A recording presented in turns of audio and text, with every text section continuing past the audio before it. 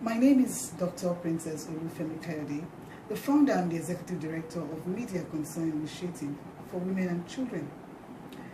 We began an organization in 2000 which addresses sexual violence prevention and provision of crisis response.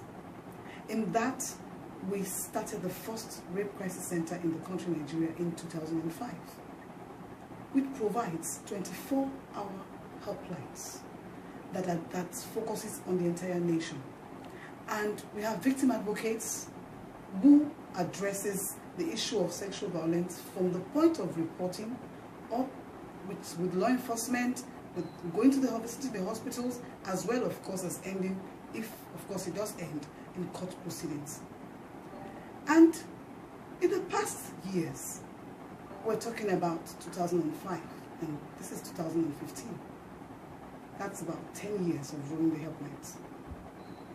In that, statistics give us, up until 2014, we've done more than individual 15,000 people, 80% of whom are children who have been sexually violated, whose calls we received. And to crown that, we have had to make follow-up calls.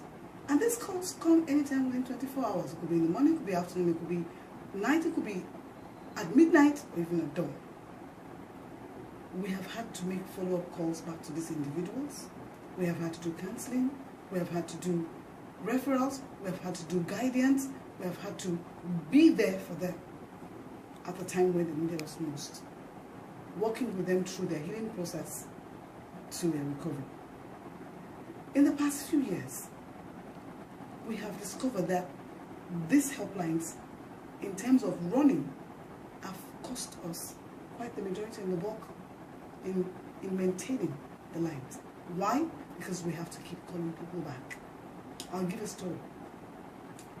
In 2013, a call came in from Jos, and a young girl of 14 was in distress, having just been raped by her uncle. And she called us. We were able to get people on ground in that location to locate her home address and even get the support of the task force to be able to intervene. The calls we had to make to get that to happen actually was quite a number of calls.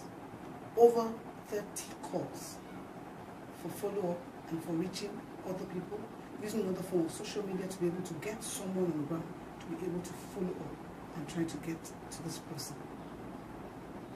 Calls have come in at certain times. At the time I was talking about was about 10 p.m. that night. It will be interesting and wonderful to have you be a part of reaching out to people